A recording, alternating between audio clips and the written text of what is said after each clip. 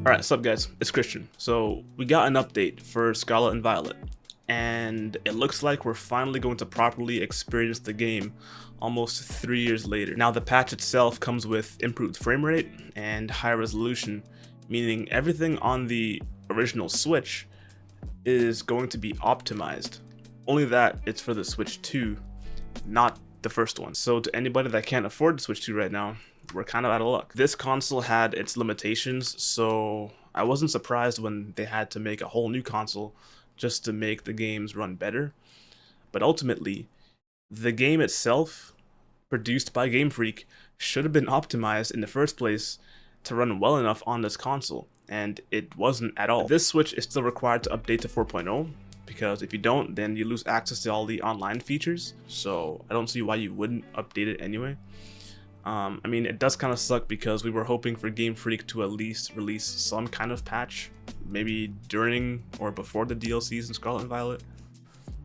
Since they didn't, which is probably because of its capabilities, it's very limited.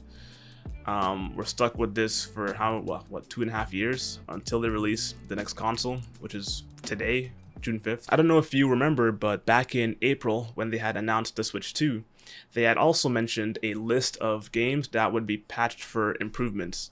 So we had ARMS, we had Captain Toad, Mario Odyssey, Mario 3D World, Clubhouse Games, Link's Awakening, Echoes of Wisdom, Game Builder Garage, Mario Bros. U, Scarlet and Violet like I mentioned, and Big Brain Academy. So all those third-party developers will be releasing their own patch notes for their respective games, and then Nintendo will release a compatibility patch for all those games in that library. So we've already got Scarlet and Violet. Alright, if we take a look at some of these comparisons, the non-update versus the update, we can see that it looks a lot more saturated in the updated photo. There's more shadows, there's more reflections, and everything is scaled up, right? So that's really all we wanted in this game. Higher frame rate, more, well, not much of the saturation, but more of the high-res scaling, because everything just looked so jaggedy and rough and low quality, lo-fi-ish. All the Pokemon models were very just not scaled to anything. They were all jaggedy and rough and they just looked bad. So this right here, what I'm seeing, it looks promising. However, for me, I'm not gonna believe it until I see it with my own eyes. But I've saw some gameplay online that make it look decent enough to play the game without raging at the quality or whatever. So in this picture, the Slowpoke on the right is, you can tell that it's low quality from here.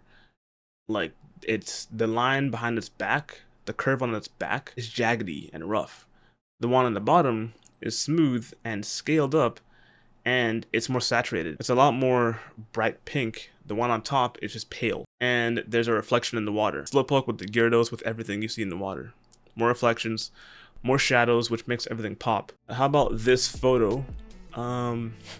I love how the Switch 2 has more Pokemon in the photo, but whatever. The grass looks sharper. You can see more of the grass. I mean, that's not a big deal. The background, the lights look the exact same to me. The sky look the exact same.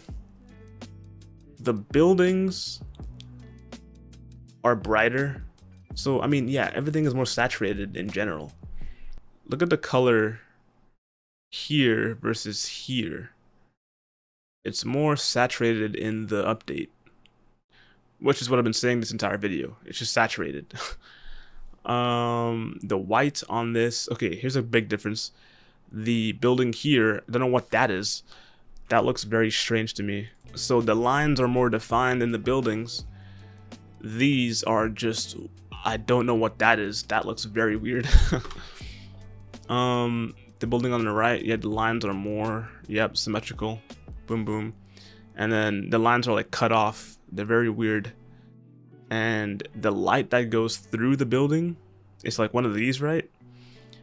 It looks like it's all misty and weird. As for this one, just goes straight through like a straight beam, and it doesn't interfere with the building's design. The Pokemon are sharp. The Miraidon sharp, yeah. The deerling up here is very low scaled, very weird. So, you know what? By the things we're seeing online, it does look promising. It's one of those things where I'm scared to get the game or the console just to have it not make a difference at all. But I shouldn't be worried about that, should I? I don't know. We'll see for ourselves. I mean, the price is a bit of a stretch. I think it was about $4.99 USD, and in Canada, which is where I live, it's $6.29 for the base console and $700 for the console with the bundle with Mario Kart or whatever. The sad part is, most of us are gonna buy this console just to play about 2 or 3 games on average, and that's really it. Because think about it, the price of these games are $80 each. It's dropping stuff, man. So yeah, these cost $80, right, a piece. So I have 3 of these games, plus I have a digital copy of Violet on my Switch. So I spent $300 basically on 4 games. That's nearly the same amount as a regular Switch price.